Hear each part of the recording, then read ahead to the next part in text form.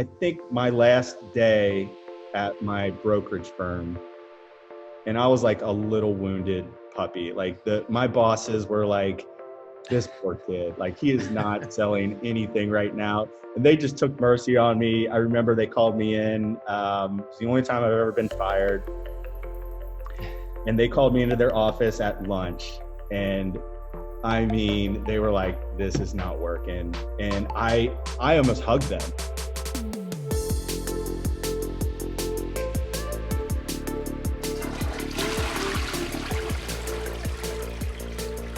You know, I've always had a passion for media and journalism and that kind of thing. I was always doing that when I was little. It was always in the school paper. I declared my major as journalism, like from day one at UK. And then, right. So first, the first job right out of the gate, you think it's going to be journalism in media?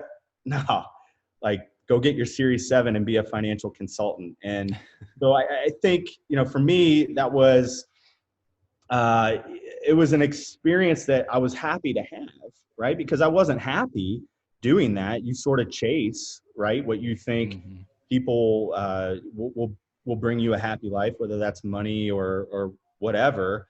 And then things happen to correct you on the path that you're supposed to be. And for me, that was in 2008 when the financial meltdown happened and flushed me out of that business. And I moved back to Fort Thomas and stumbled upon Fort Thomas Matters and stumbled upon my passion again.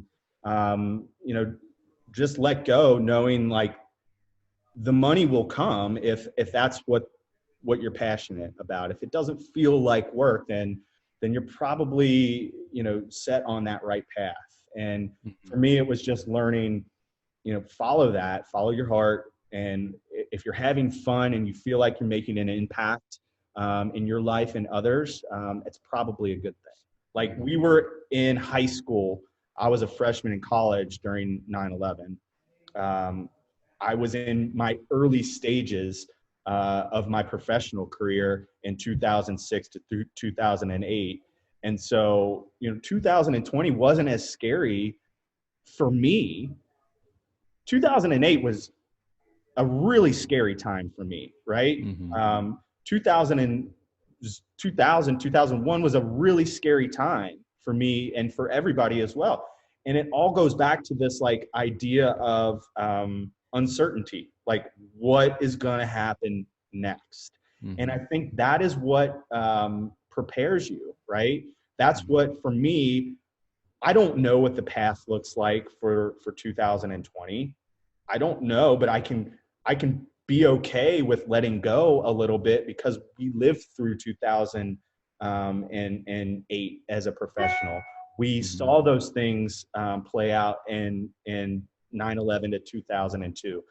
And so, you know, it's just about embracing uncertainty and being okay with that.